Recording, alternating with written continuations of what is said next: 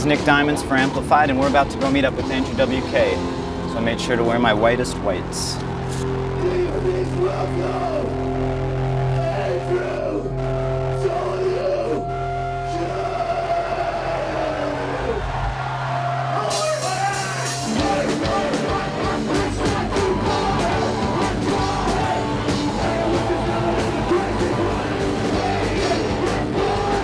Are you partying right now? Yes, I am. Not only do I always think that you can be in a celebratory mindset, I do think that it's basically active gratitude, because when you celebrate, it's normally you're celebrating for an anniversary, you're celebrating for a holiday, you're celebrating for some specific reason, something you're thankful for.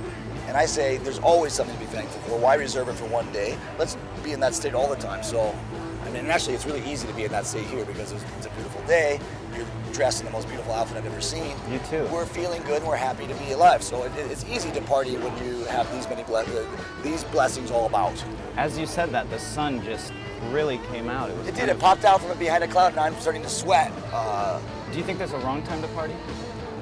Well, I mean, you could say when someone dies at a funeral, but at the same time, sometimes you celebrate the life they lived, so. What would you tell like a recovering alcoholic whose last 12 steps have just been completed and he doesn't think he can party without a drink? What would you tell him?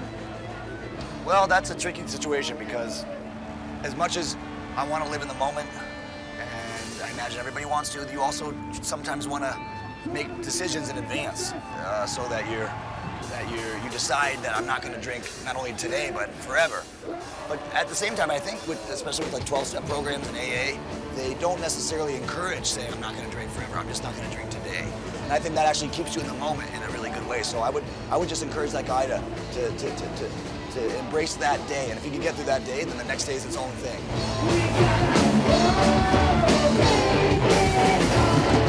Do you read the philosophy of Heidegger? I've read some of his writings, but it was a little hard for me to understand because I hadn't had a lot of education when I started reading the great philosophers.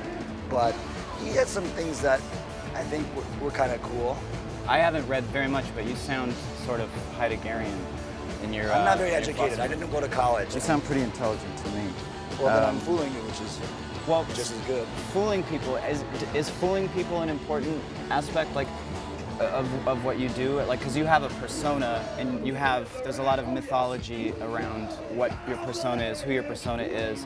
There's, you know. If you say so. Do you enjoy the like idea of an artificial versus like an authentic narrative? Like you're the authentic. I think everything's real.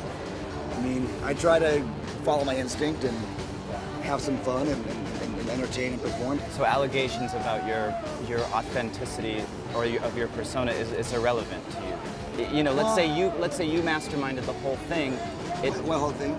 My work? The backstory. I mean, I guess I'm jumping into it, but the allegations that you, Andrew WK, are an actor who is you know, and I know that's come up a lot lately. Yeah. This Steve Mike character. It's as compelling a narrative as if it were entirely fabricated as a fun, sort of elaborate, playful sort of joke.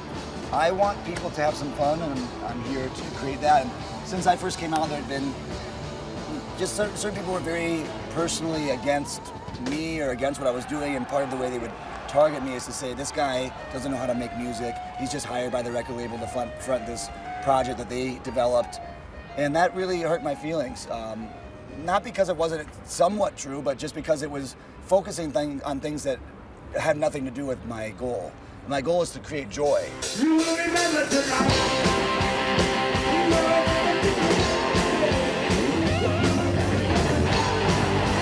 Can you talk to me about the KitKat commercial? Sure. You've done great research. Thank you for your preparation. I'm on the Nardwuar School of research. You understand. Yes. Dig deep. Yes. Around 2002, I think, we had the opportunity to record a song for KitKat Candy Bar.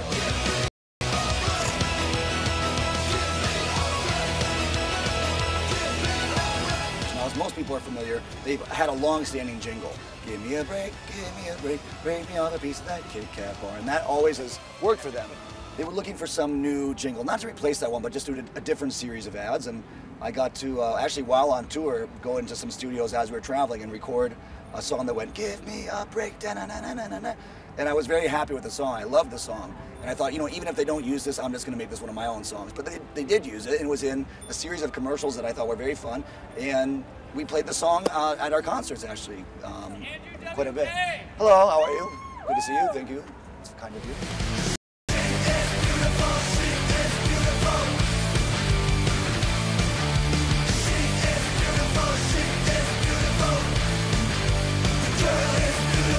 South by Southwest, you said the last time you were at South by Southwest, you were in my shoes. Yes, I was interviewing people.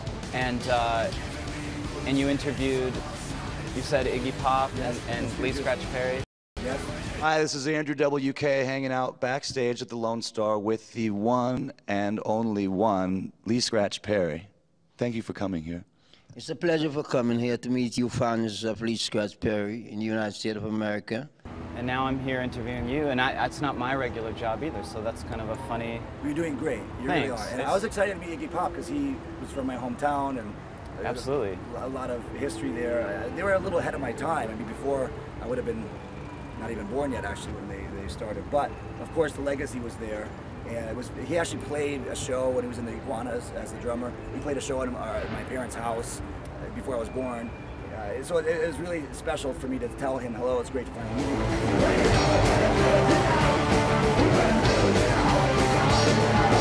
Can you do some faces? Sure. This one goes like this.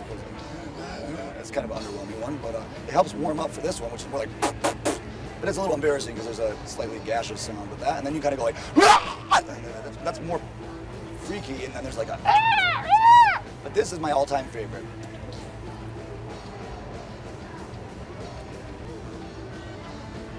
There's also this one.